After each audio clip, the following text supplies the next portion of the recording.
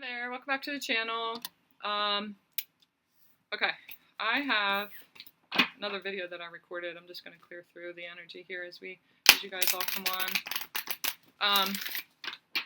Now, the last video that I did, I'm not sure if I'm going to post it just yet, but it is a music message about the song The Fate of Ophelia by Taylor Swift, her new album. And I still hear it a little bit. I just keep hearing The Fate of Ophelia. So it's not quite, haven't quite nailed the message just yet, or there's a different group of you here for this one that needs a different part of that message. So I'm going to pull a couple of cards for it too. It feels very hopeful. I feel very excited to deliver this, or the energy surrounding this is very exciting. It's very childlike. It's this wonder. It's this like believing in love and believing in soulmates and fate.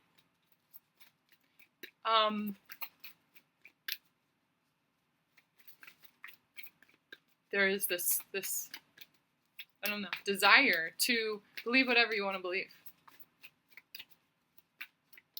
And it's like this space right now is giving you permission to do that, to believe whatever it is that you want to believe. I mean, you're sitting here watching a tarot card reader, so there are certain things that you believe that other people don't believe, and you let yourself, and that's amazing. So there's example number one. So this space is giving you permission to believe in, first of all, a higher power, in however you experience that higher power. If that's religion, that's religion. If it is nature, it's nature. If it's just standing in the sun, if it's meditating, if it's yoga, if it's going for a walk, if it's connecting with your people, if it's music, if it's all of those things, if it's a little bit of all of those things, if it's only one thing, that's you have the freedom to experience it. The importance is that you actually experience it and you allow yourself to, no matter how you get to that. This space allows you to do that, okay? So, if you are here right now, it's probably because you needed the permission to experience it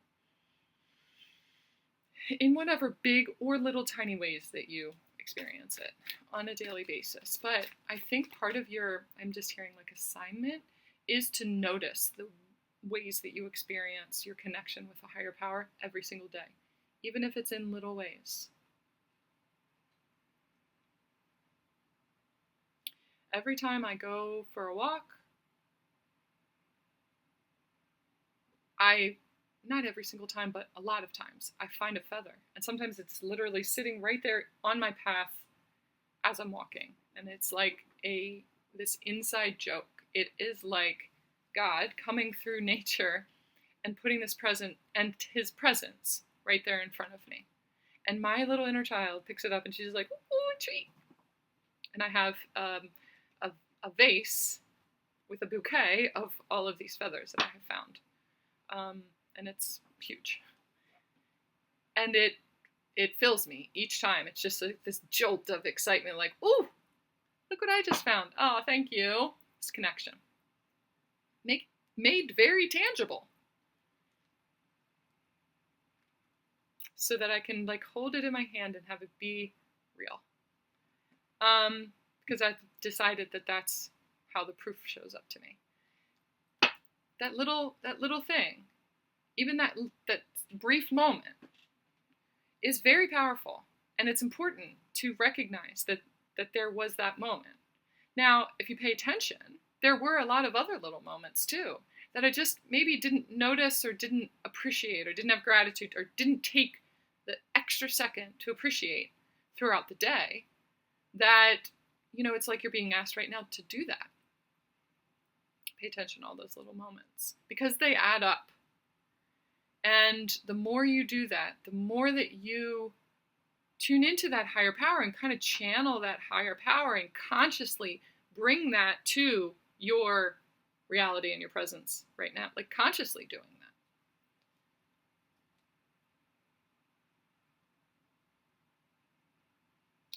The first card that came out, okay, and so like my video that I made just now, I'm not sure if I'm going to post it or not. Doesn't feel like I'm supposed to. But my student from yesterday had a really hard time in the car, and at the end of the lesson, like towards the end of the lesson, she just kind of broke down and she was crying. And I just pulled over with her and we just sat there and I just listened to her. And I let her just speak her fears and be heard and be seen. And it was really important to her progress. And, the body just needs to balance itself. She had a lot of tension. The first card that's out is this listen. I'm hearing Fate of Ophelia again. You have to be willing to listen if you want to really understand someone. Now is not the time to be offering advice, but to be a compassionate listener. To listen fully and intently means to pay attention, not to just what's being said, but to what lies beneath the words.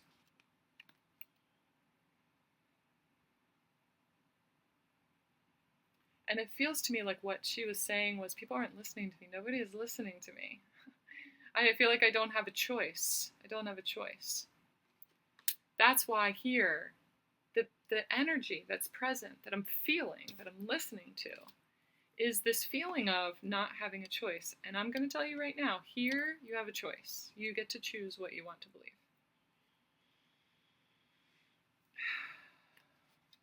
Okay, I'm just going to listen for a second too. I'm hearing Fate of Ophelia again. And it's, if you want to just look up the lyrics, whether you like the song or not, or you like Taylor Swift or not, there's something in it for you because you're here for it. And so it's the concept, or maybe you don't know what the Fate of Ophelia was or is in that story, and so looking it up is going to help you to resonate with something, even if you just look at the lyrics. Because a lot of times the songs land more viscerally for me when I look at the lyrics. So sometimes I'll look at the lyrics as I listen to the song, and I absorb it differently. So it may be that you need to look up the lyrics for it. But I also keep seeing just Fate of Ophelia. Maybe it's just the title. But those lyrics specifically.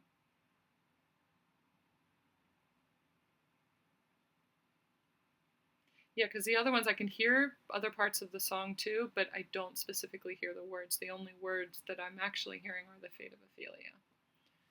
Okay, so that's part of your message. Maybe you just need to go and listen to the song.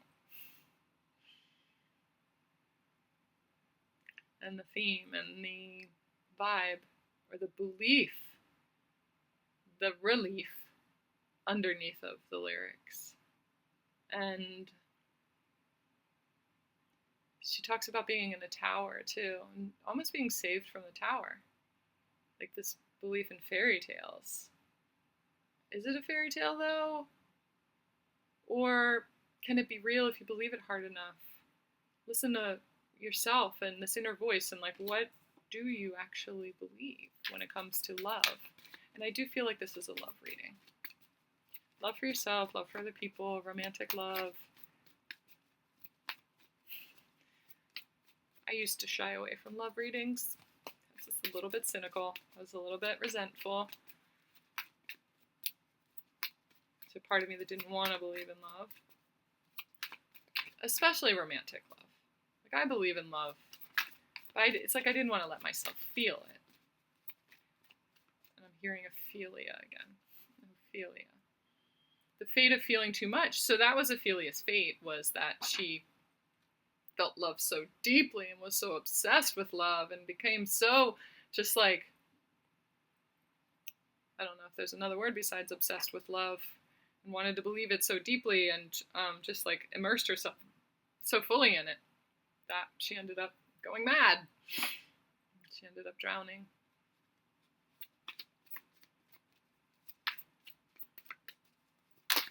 There's like a different level. You cannot make this shit up.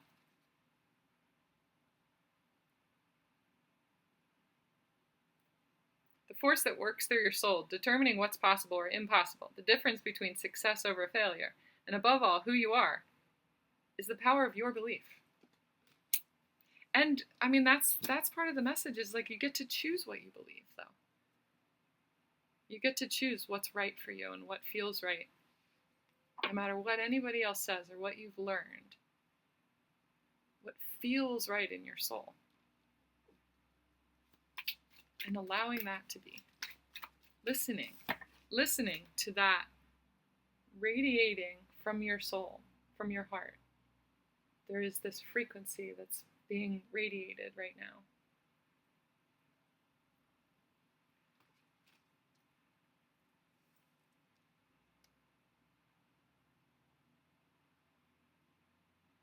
I'm hearing this fate of Ophelia again.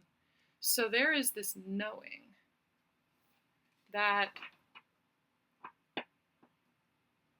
a certain type of love, certain type of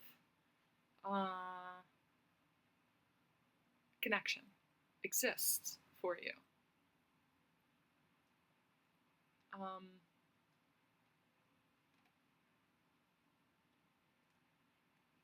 And it mirrors what you understand about your connection to a higher source. It's like your higher source is trying to communicate with you, send you the frequency of this love in real life. I just heard love in real life. Something that reflects divine love. The way that you feel when, like me, when I pick up that feather, that excitement, that like, I see what you did there. It's just like pure, this pure energy.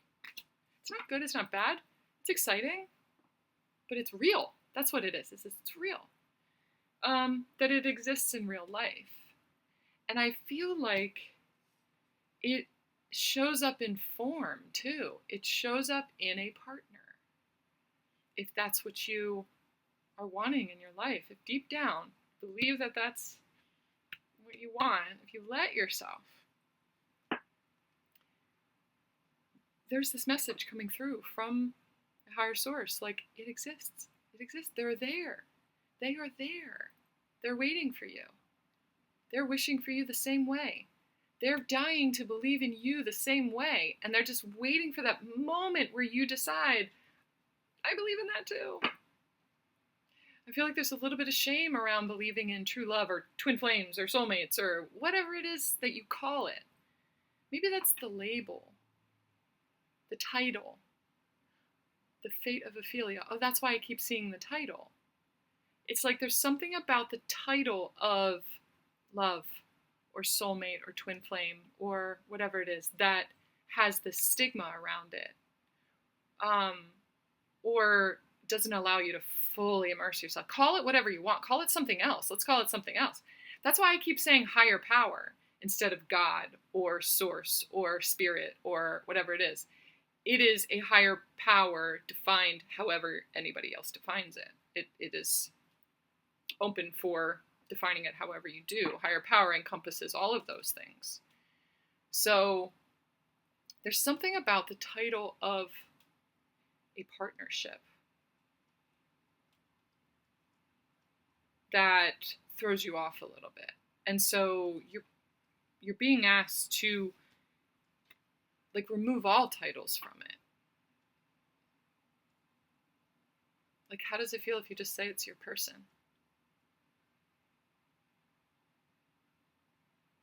You say knight in shining armor or savior or whatever it is, and those have a lot of, those are very loaded by other people's judgment or your own judgment or whatever it is. Call it something else. Listen to what feels right. What feels right for you to call it? Because whatever it is for you, like it's here.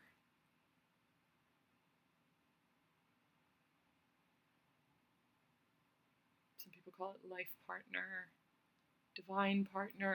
divine soul connection.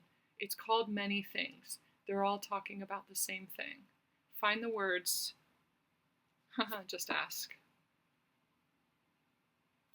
What is it that resonates with you? My light, my person really resonates with a lot of people. And that can encompass many different dynamics or aspects, or you could have a person that is your friend, that is your person. You could have a romantic partner that is your person. And the connection that you have is so explained by my person. There is a person here for you.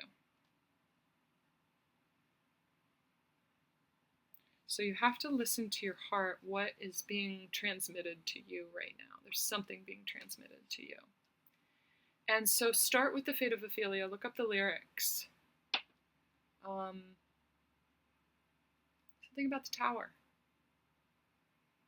I guess the Tower card, sometimes something has to come apart in order for, it's like you have to face your broken heart, face the parts of your broken heart, in order, like that's the Tower coming down. The Tower moment. Tower moments happen to reflect something going on in your heart frequency. So when this frequency is trying to come through, the little pieces of brokenness, broken heart, they get reflected and stuff too. It's time to face those and really feel those. Feel the depth of heartbreak, because you then are able to feel the depth of how much you love. And that's where this person is coming from. It's from a much deeper place. And so you're like being prepared for it. So the Tower has to fall first for your little inner princess to be saved from the Tower. Your knight in shining armor is coming in. Okay? That's what I got. Love you.